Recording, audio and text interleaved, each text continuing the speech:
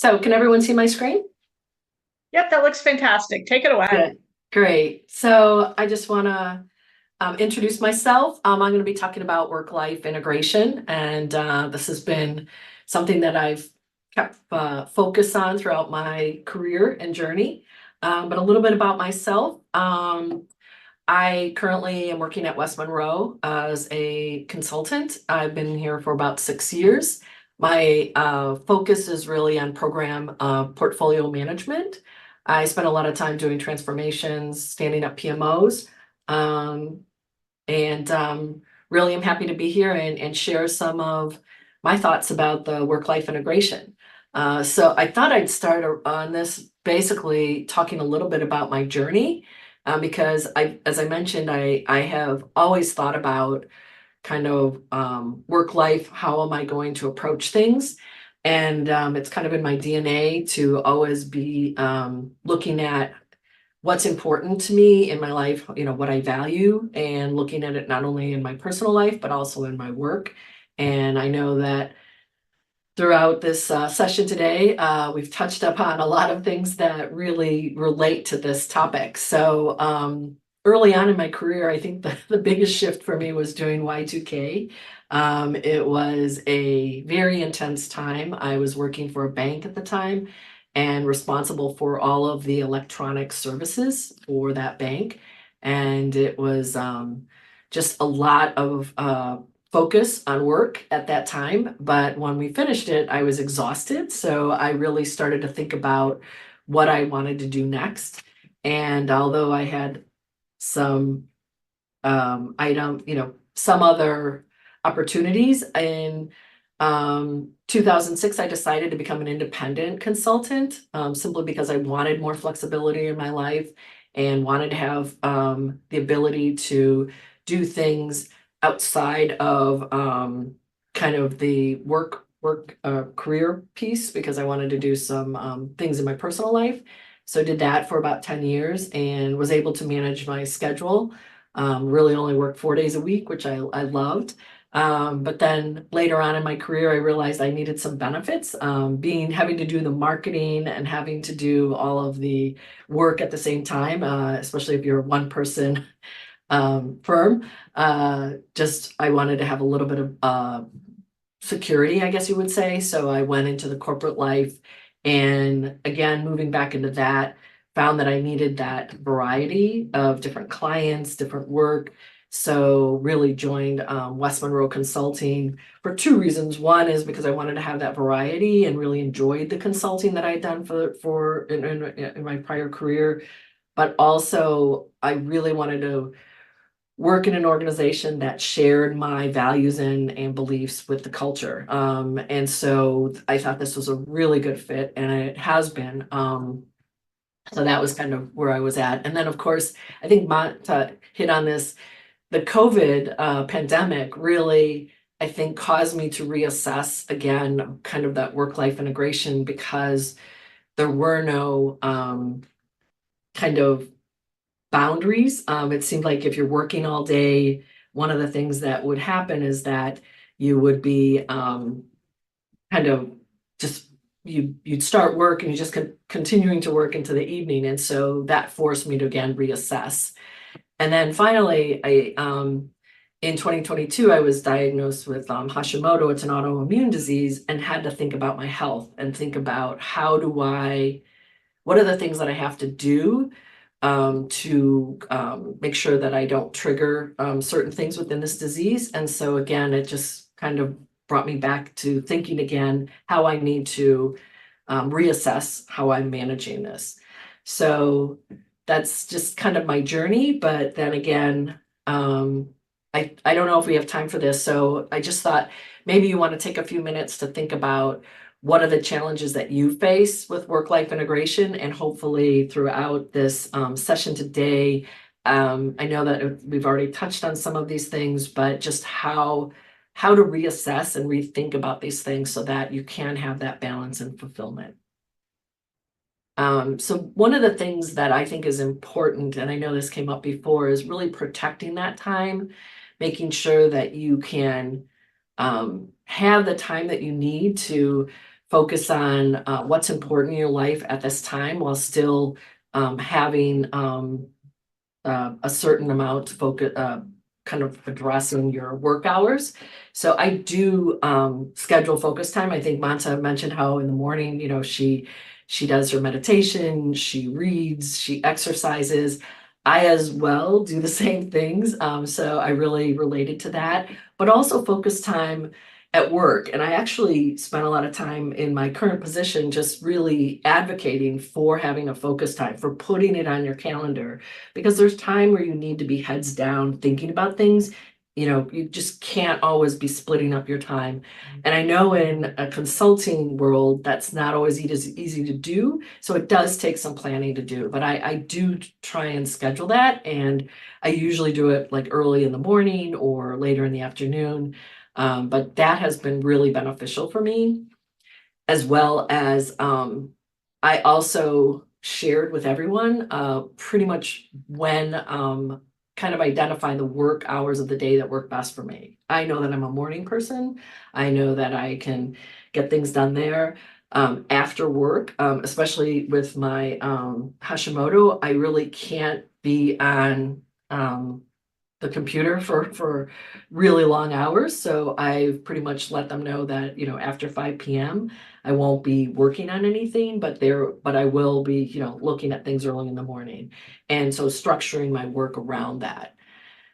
Also, notifications, I actually have in my email signature, my work hours, and that there might be delays in responses, so that if it's after my work hours, then, not to expect that. And I think also I don't address emails and texts. I think it was Emily that had mentioned that she doesn't respond. And I also think it's really important as a leader to set those boundaries so that you basically are kind of walking the talk, because I don't expect any of these things. Or I kind of share with my team that these are the things that they should be doing as well. So that, again, they can have time with their family, they can have time with their friends, or just their own personal time. And then I think the other piece that I think is really important to me is just balancing that technology with the physical world. I think sometimes we're always on something, whether it's we're looking at our phones, we're scrolling on the internet, even after hour, even for personal things, but kind of just taking a break from that. And so I always try and have some time to be present in the world. I could take a walk without my phone, or at least have it in my pocket and I'm not looking at it. I really like this. I actually did learn this one during COVID, is to really spend a few minutes enjoying the silence. I also do a lot of meditation either in the morning or even throughout the day. Moving, I know, is something that I find really important. I kind of set a timer to just get up and move. It's also important for health reasons for myself, but just, again, standing, I do those types of things, walking around if I'm on a call. But I think those things are really important, because we have to balance kind of our physical health along with, what we're doing in our personal and work life. Limiting the technology. Again, I try and do that. Actually, every Sunday, I kind of go technology free, in the sense of I'm reading or doing something where I'm not being on a screen. And then reconnecting with others. I think that's really important. We've heard a lot about how networking is important, spending time with family and friends, just catching up on things in your personal life. And then this is another thing that I kind of learned over time, was this time poverty, and it's really kind of looking at what the value is. Is time more valuable, or is money more valuable? And it might change throughout different aspects of your life, but I have kind of always looked at time as really being important, so that I could focus on certain personal things. It's, as I mentioned, I kind of set boundaries, and I found that when I have that time, I'm able to, I feel like I'm getting more done. I know it sounds really crazy, but even when I set time for my work hours, I have been able to get that forces me, I guess, to get more done within those hours. And then I have that time where I can just relax and really feel like I've accomplished something and that I'm fulfilled. So we're gonna skip this because I know again we might not have the time, but again, think about what you value more, time or money. Because I do think that there are some correlations with that. And in the resources, I've actually provided the article for you to think about. But basically, there's kind of three things that I look at. I look at my personal activities, buying time. I actually was just talking with a coworker today about how I was working full time and going to school at night, and I just didn't have the time to clean. So I decided to hire a cleaning person, and I've had one ever since because I just felt that I wanted to spend the time focusing on my education, focusing on my work. So that was one of the things that I did there. And just recently with work activities, I kind of have a commute. I go into the office 2 to 3 days a week, and having that commute time is kind of my time to read up on things, listen to podcasts, or just kind of do some continuous learning. And another thing is that sometimes if there's something that's given to me, a task or something, I'm not afraid of asking for more time. Because sometimes people have a different expectation on how long it's going to take. So that is something that I think really has been helpful. And just recently leveraging AI, I have been using that to do some of my, assist in the research, minimize some of the administration overhead that I have. And then I think kind of being my whole self. I know I heard about this, we heard earlier about being authentic, kind of bringing your whole self to work. And so this was again an article that I've been using, this 4 wins approach, because I think there really isn't a work-life balance. It's really a trade-off. You determine what it is that you really want to be focusing on. And what I love about this is that you've got your work, home, community, and self. And I think those are the things that have always been important to me. I've always liked to be involved in the community, giving something back. Again, as we've heard, your health or yourself is very important to put that first. And then, of course, we have our work and a career that we find valuable to us. We're doing something that's important to us, as well as our home life. So these are some of the things that, again, I just kind of look at is that, what's important to me at home. I look at what's important to me at work. How do I kind of make sure that I'm focusing on those things, giving back to my community, as I said, on several boards. I like to volunteer. I like to do networking. And then, of course, taking care of myself. I have to think about the mind, body, and spirit. I've set up a regimen for myself that's helping me kind of keep my disease in check so that I can still enjoy the other things in my life. But I think it's just, again, recognizing all of these things and making sure that I'm kind of addressing them. And I think it bringing yourself to work and recognizing that this is who I am in all 4 of these categories as I'm working is really important.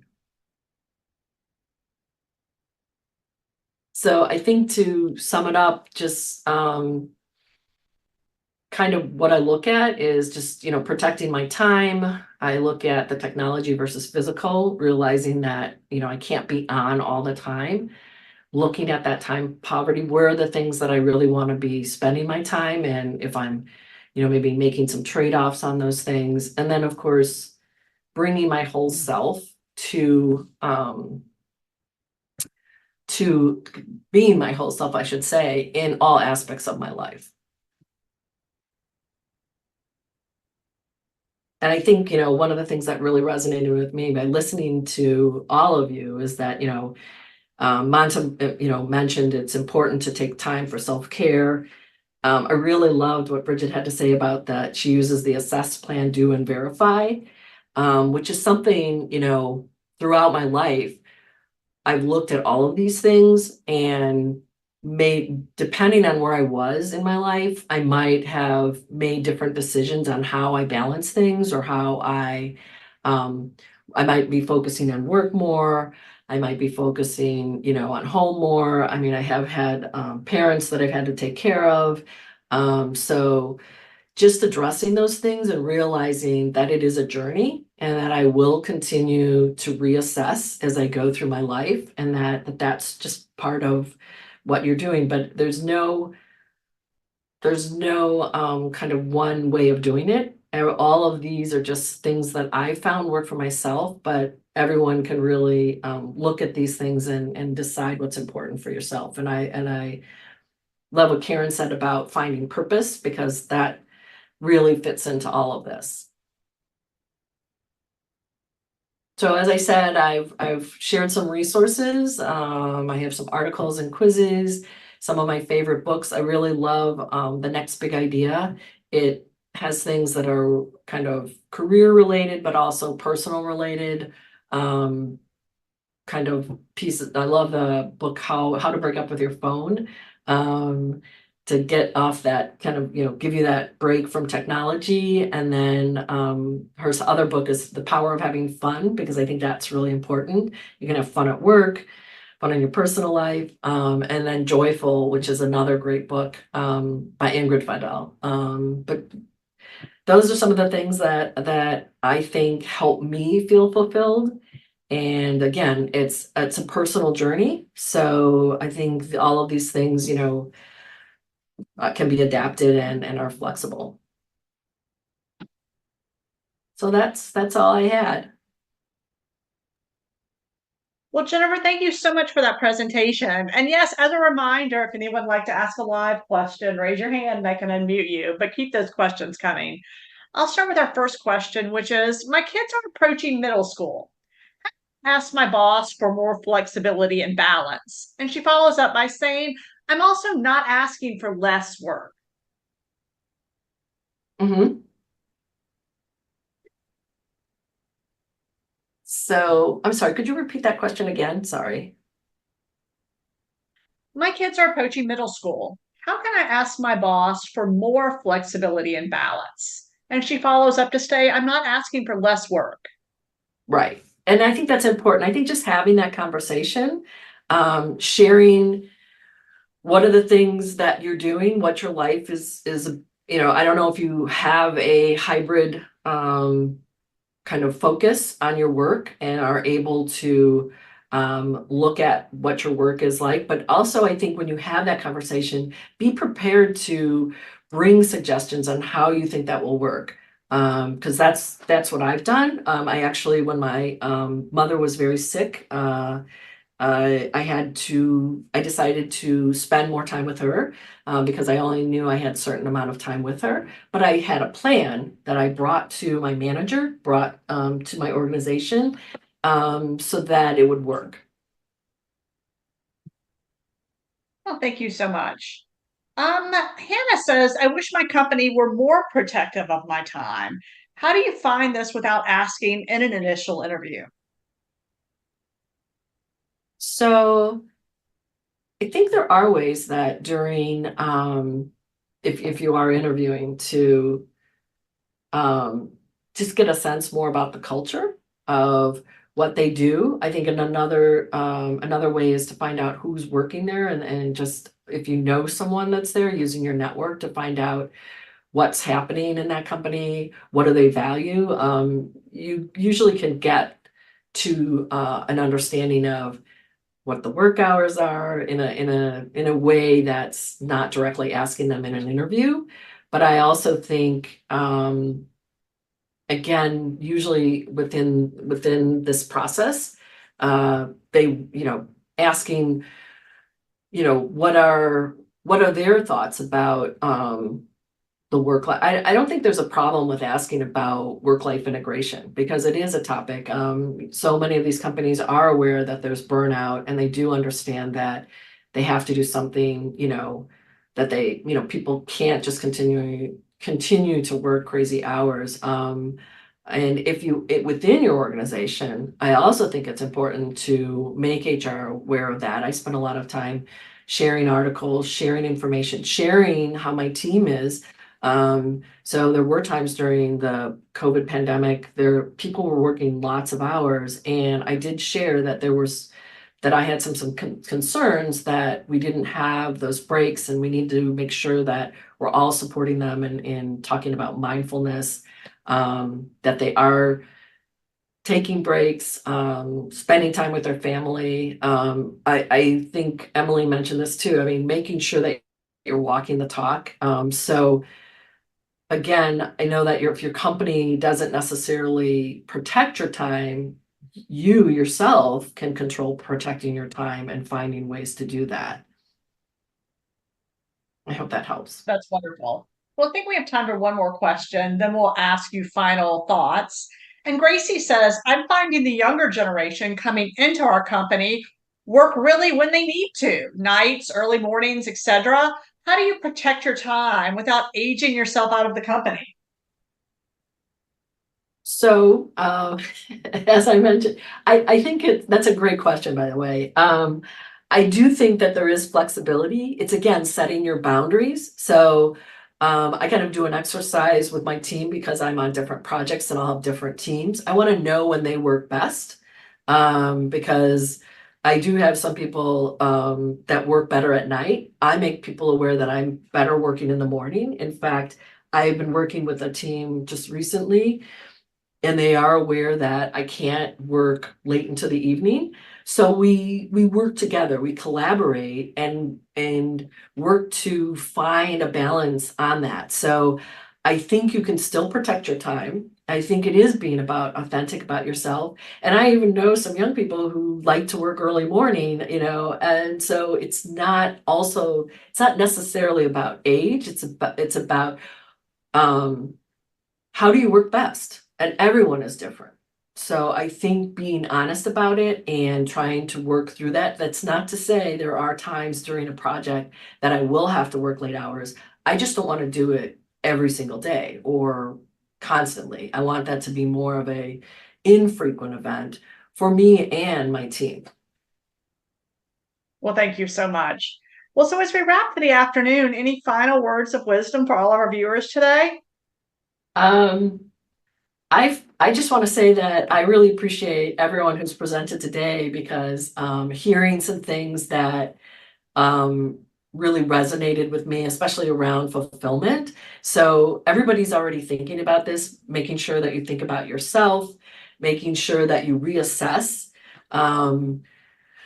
thinking of purpose. So all of these ideas really kind of fall into, kind of you can control yourself, you can control what you want to do. And so spend time thinking about that and then reassess. It's going to change throughout your life. When you have younger children, you might be focusing more on your family life than career. Or if you're older and you're taking care of your parents, so it changes throughout your life, and just be aware of that and be open to it. Very well said. Well, thank you so much for your time this afternoon. We really appreciate it. Thank you. Well, thank you to all of our speakers today, both our panel members and our keynote speakers. And thank you to all of our viewers as well. Without all of you, these events would not be happening. So until next time, this is Ginger Whatley. Have a fantastic afternoon, everyone.